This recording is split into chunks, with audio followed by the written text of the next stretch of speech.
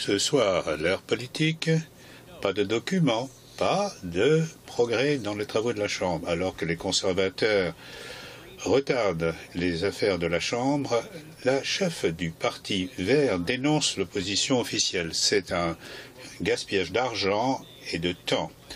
Nous demanderons à Elisabeth May pourquoi elle ne croit pas aux accusations de corruption qui émanent des bancs conservateurs.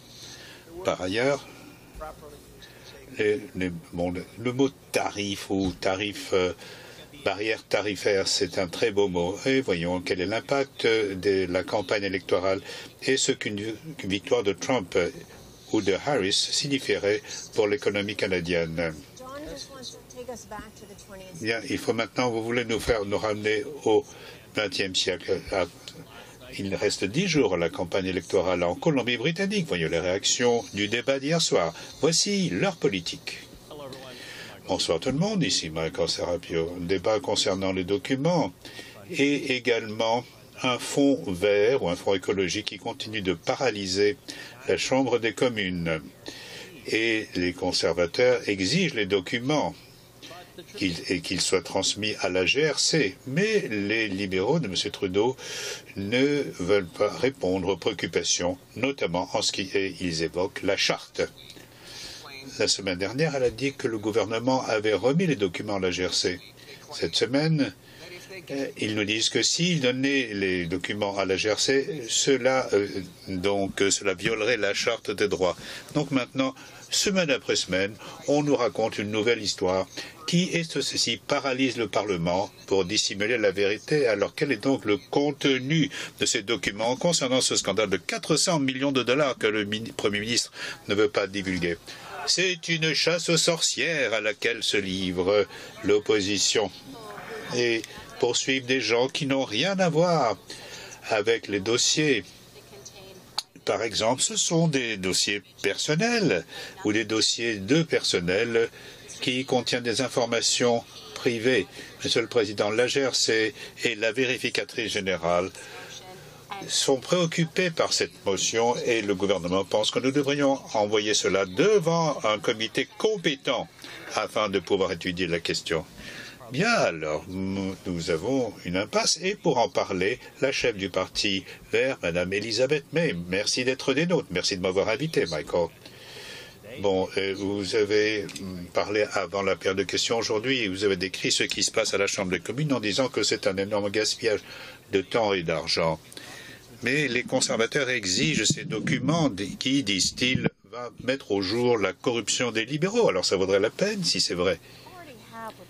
Nous avons déjà le rapport de la vérificatrice générale et là il n'est pas question de corruption de la part des libéraux, mais de ce que nous avons, c'est que le système lui-même est en panne pour ce qui est de la prise de décision au sein même du Conseil de cet organisme de développement durable et de technologie. Oui, donc il faut poursuivre le travail dans le cadre du mandat de la vérificatrice générale. Et donc ce que nous savons, Michael, c'est que pendant la pandémie de Covid, le président d'un conseil d'administration qui existe depuis qu'il a été créé par Jean Chrétien, qui était qui a été pendant un moment bien géré, qui était là pour donner des fonds à des technologies de démarrage de pointe qui avaient un potentiel de commercialisation. Et c'est cela qui est tombé en panne. Et donc la fonction importante de cet argent, à savoir alimenter les technologies émergentes, est maintenant repris par le Conseil national de recherche. Alors, il y a une période pour laquelle on n'a pas de lumière sur la vérité. C'était lorsqu'il y avait le ministre de l'Industrie, Nafik Bain.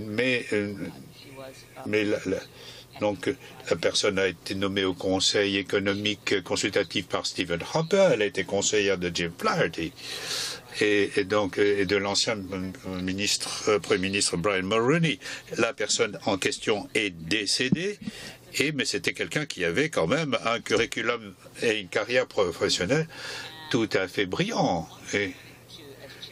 Et donc à la tête de développement durable et développement technologie Canada, sans raison, et bien que vous ne me c'est évident que vous ne devez pas approuver que l'on distribue des fonds à votre propre entreprise, mais c'est la façon dont on a grossi les choses qui me met mal à l'aise.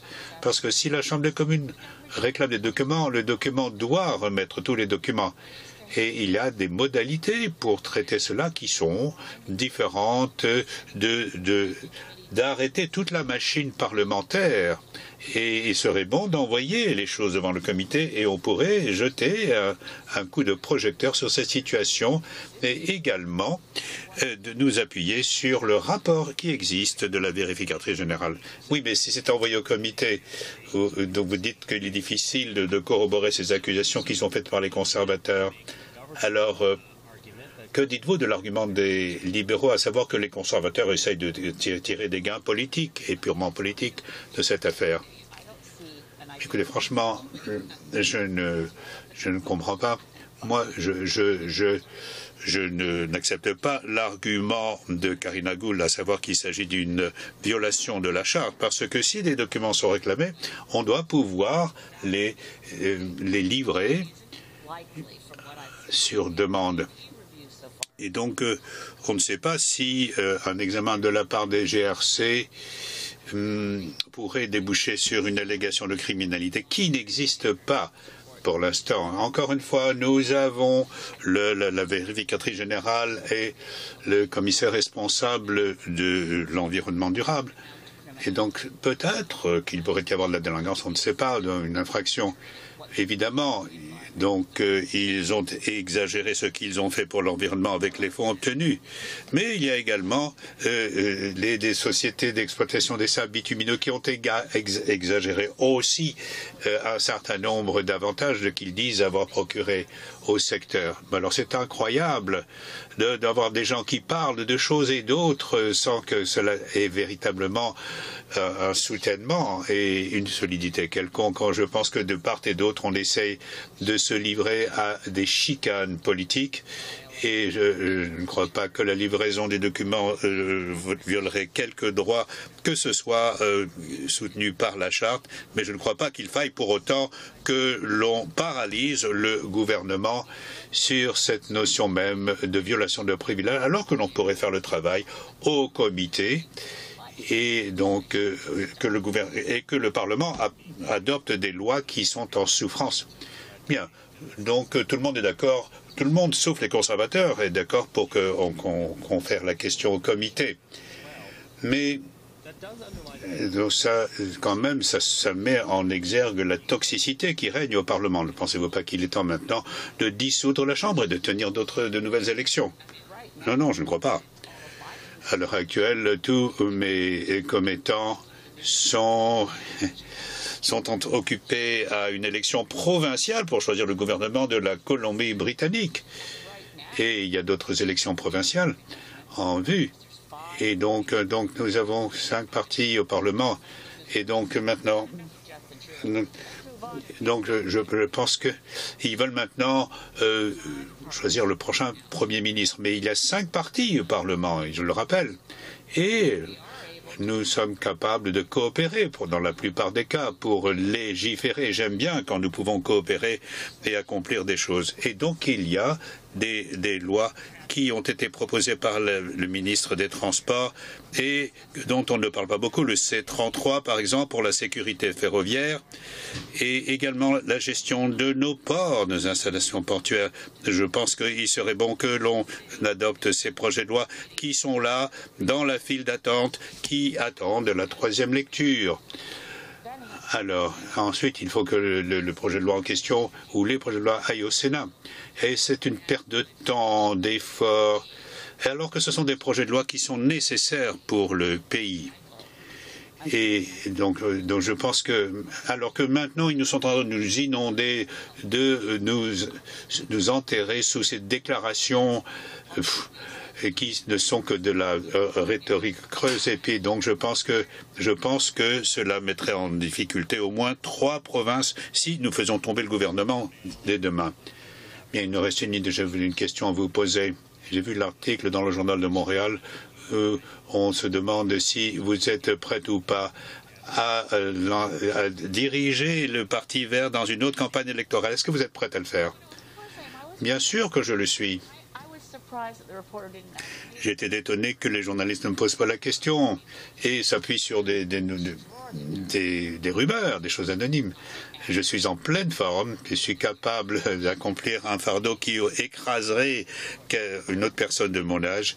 Non, non, non, je suis en forme, ne vous inquiétez pas de ma santé, je suis assez en forme pour diriger mon parti pour une prochaine élection fédérale. Merci Elisabeth, mais à propos, Michael, je suis heureuse de pouvoir dire la même chose et la chance de pouvoir faire cette déclaration que je viens de vous faire et je suis heureuse du travail que j'ai à faire parce que je suis ici et je suis capable de l'accomplir.